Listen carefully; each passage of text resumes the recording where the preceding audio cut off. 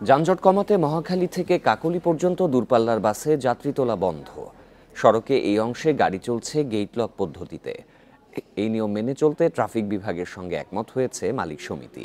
তারপরও কেউ যেখানে সেখানে বাস থামালে কড়া ব্যবস্থার হুঁশিয়ারি দিয়েছে পুলিশ।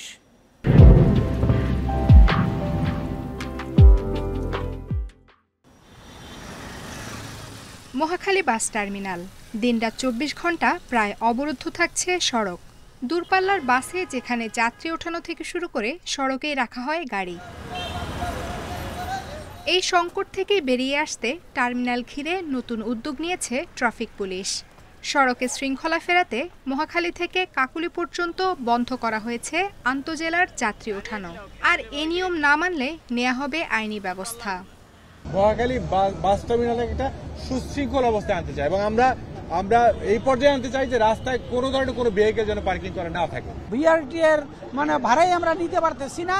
যদি এটাকে প্রমাণ করতে পারেন তাহলে আমরা সেই গাড়ির বিরুদ্ধে, সেই মালিকের বিরুদ্ধে আমরা ব্যবস্থা নেব। এর আগেও যানজট নিরসনে নানা সময় নানা উদ্যোগ নিয়েছে পুলিশ ও নগর কর্তৃপক্ষ, তবে শেষ পর্যন্ত মেলেনি তেমন কোনো সাফল্য। তবে এবারের উদ্যোগ কাজে আসবে বলে আশ্বস্ত করছে পরিবহন সমিতি।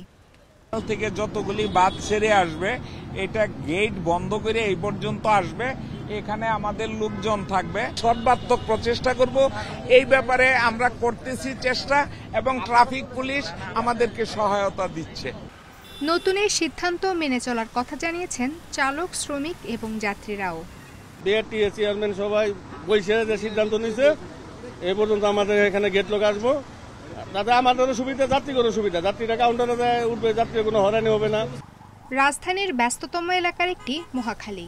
এখানকার টার্মিনাল এলাকায় যানজট তৈরি হলে এর প্রভাব পড়ে পুরো বিমানবন্দর সড়কে। আফসানা আফরোজ জুই, ইন্ডিপেন্ডেন্ট নিউজ, ঢাকা।